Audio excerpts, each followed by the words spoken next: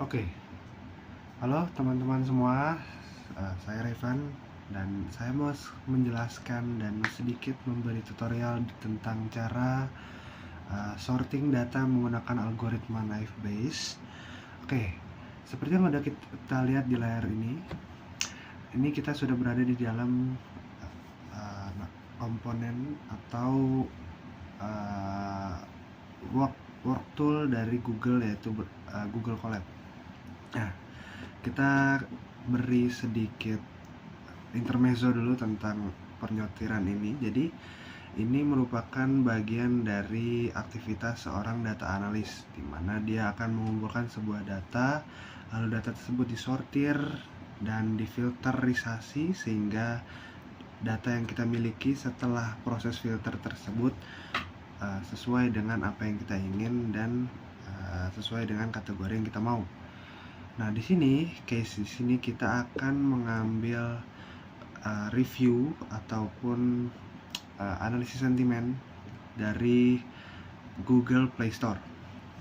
Nah, jadi di sini kita akan mengambil konten apa ya? Kita akan mengambil konten dari sebuah review aplikasi di Google Play Store. Nah, di sini tools yang kita gunakan adalah Google Colab. Jadi kalau kalian mau ikut ini, pertama-tama yang harus kalian punya adalah laptop, laptop, Windows, Google, lalu ke Google Colab gitu. Itu sedikit intermezzonya. Nah, yang pertama kita akan jalan run code yang bernama tanda seru pip install Google Play Scraper. Nah, bagi yang belum tahu juga, jadi Google Colab ini mensupport language Python buat yang namanya data scraping. Jadi kita di sini proses yang akan kita lakukan bernama data scraping, di mana kita mengambil data dari sebuah platform atau dari sebuah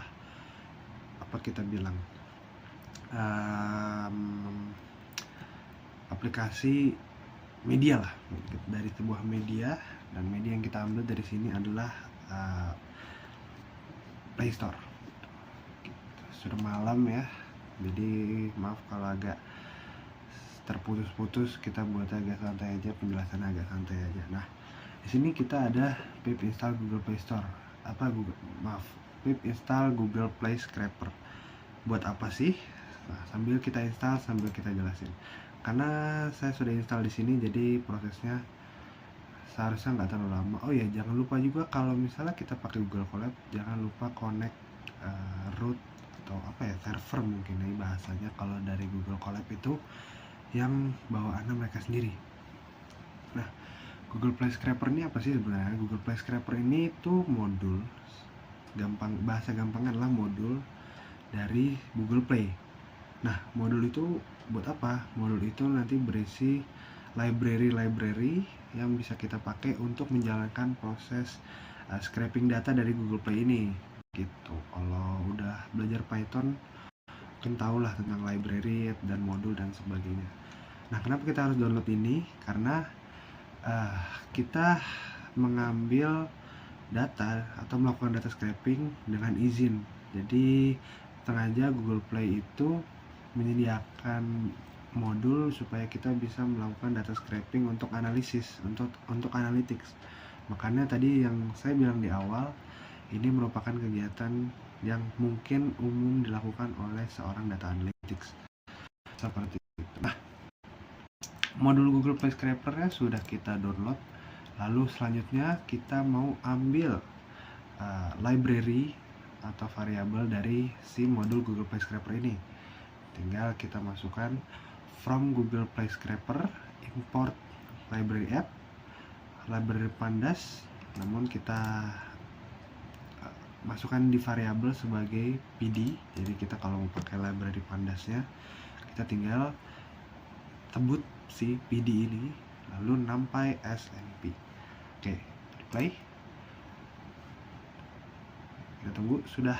Kalau udah, dia akan nongol tanda centang seperti di sebelah kiri ini, centang hijau, dan execution time-nya ada di bawahnya ya, jadi dia selesai dalam waktu 1 detik seperti itu.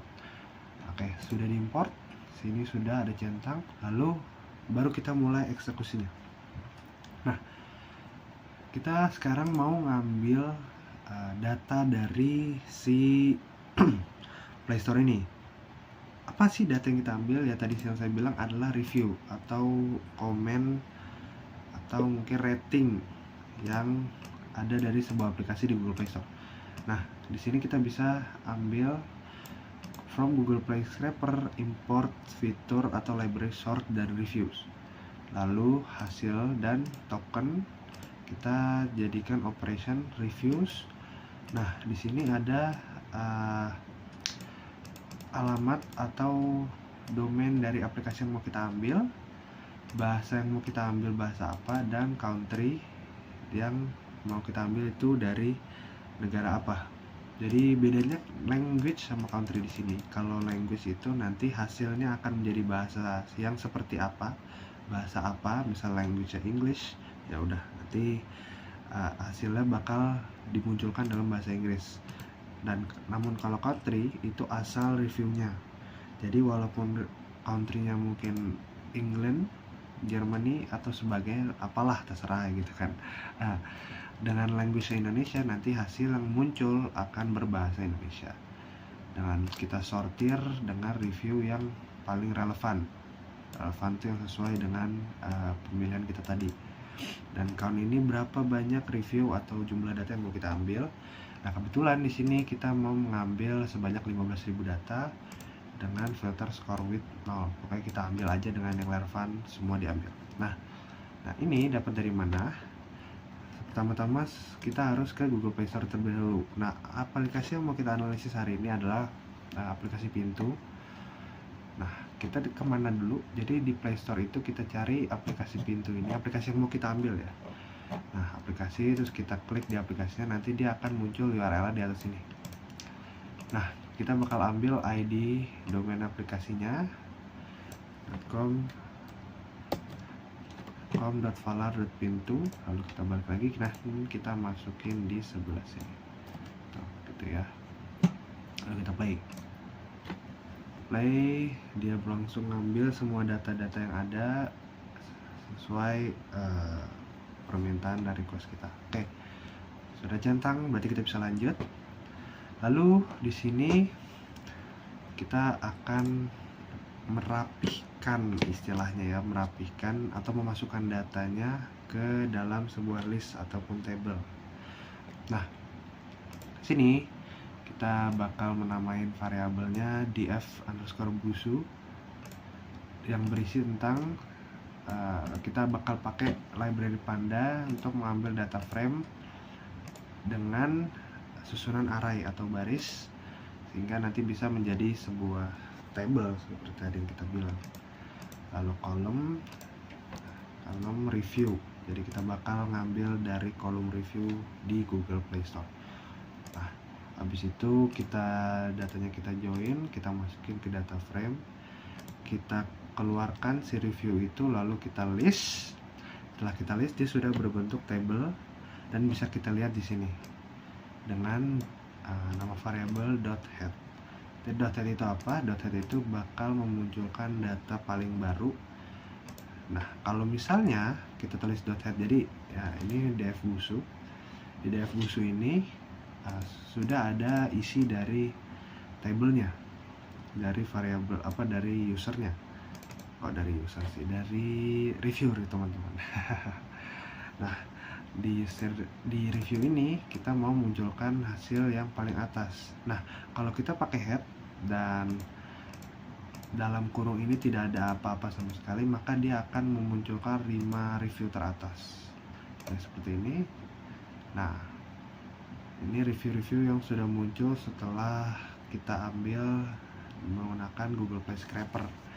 Ya, review ID, username, image, konten, nilai dari reviewnya berapa, lalu kontennya apa, bla bla bla bla dan sebagainya. Nah, lalu tadi seperti yang kita ingat, kita mau mengambil data sebanyak 15.000 baris, teman-teman. Gimana kita tahu bahwa data yang ambil itu udah 15.000 baris? Kita tinggal cek aja di bagian bawahnya setelah kita sudah memasukkan data tersebut menjadi table. Nah, tinggal kita land kita cek indeksnya ada berapa baris, dan nah setelah centang dia muncul hasil 15.000. Berarti baris yang muncul setelah scraping data ini adalah 15.000 teman-teman. Lalu ada di sini kita perlu memisahkan tadi yang seperti saya bilang di awal. Jadi ini bisa difilterisasi ataupun dipilah-pilah lah mana yang kita butuh, mana yang enggak. Nah, di sini kita hanya butuh username, score, add atau waktu kapan kontennya di submit sama isinya apa. Nah, jadi konten komennya apa, add kapan dikirim atau dibuat review tersebut dengan dan juga username. Lalu di sini kita menggunakan .head untuk memunculkan data teratas lagi. Maaf, saya mengantuk teman-teman. Oke.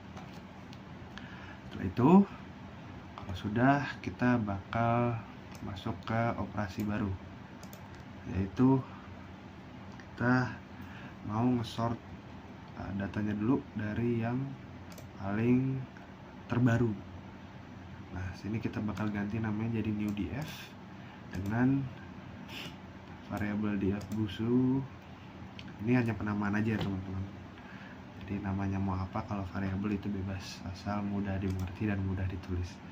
Nah, kita bakal ngambil kolom username, score, add, dan konten. Lalu kita akan sorting dari yang waktu pembuatannya dengan format descending, karena ascendingnya false. Berarti kita bakal ngambil dengan format descending, lalu kita bakal tampilkan lagi. Oke. Lalu sudah disortir. Nah, di sini kita bakal masukkan dia si sorted df-nya ke dalam variabel mydf. Udah, kalau udah, nah mydf-nya sekarang kita hanya butuh konten sama skornya aja teman-teman. Nggak perlu username, nggak perlu waktunya. Ini bisa kita ambil dulu, baru kita display atau show apakah benar udah keambil skor sama kontennya doang. Oke, sudah. Ini ada konten atau komenannya, dan ini ada skor nilai 5, 5, 5, 5. Nah, sekarang kita bakal bikin label buat ini. Jadi karena kita mau melakukan analisis sentimental, berarti kita akan mengecek mana komenan atau review yang baik, mana komenan yang kurang baik. Nah, di sini kita bakal melakukan operasi pelabelan dengan format if else atau dengan cara if else. Jadi pelabelan skor. Jadi kita melakukan pelabelan dari si kolom skor ini dengan logika seperti ini. Jika skor lebih kecil dari 3, maka return bakal menjadi negatif. Namun jika skor di atas 3, maka return bakal menjadi positif. Nah, kenapa skor 3 tidak memiliki return yang spesifik? Karena memang jika dalam analisis sentimental, skor 3 itu menandakan posisi yang di tengah-tengah. Jadi bisa mengarah ke positif maupun negatif. Begitu. Nah, lalu kita bakal masukin kolom baru, lalu skornya kita bakal apply dengan pelabelan. Jadi di kolom baru isinya adalah pelabelan dari skor yang ada di kolom skor sesuai dengan isi kolom skor. Lalu kita bakal tampilkan lagi 50 data teratas. Sip. Coba. Nah, 5, 5, 4 dia positif, karena yang ini ada nilai 2, dia negatif. Positif, yang nilainya 3 dia akan non, karena 3 itu sangat di tengah-tengah adanya. Jadi tidak bisa cenderung ke dua sisi, baik positif maupun negatif, makanya tidak memiliki berarti nilai atau label yang sesuai gitu, makanya kita kosongkan saja gitu. Ini return bebas ya, mau positif, mau bagus juga bisa,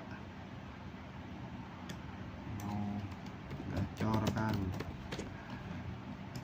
Ini tinggal kalian tentukan aja. Ini logika untuk pelabelan nilainya. Nah, karena di sini kita mau analisis sentimental, maka kita akan menamai dengan positif dan juga negatif. Oke, sudah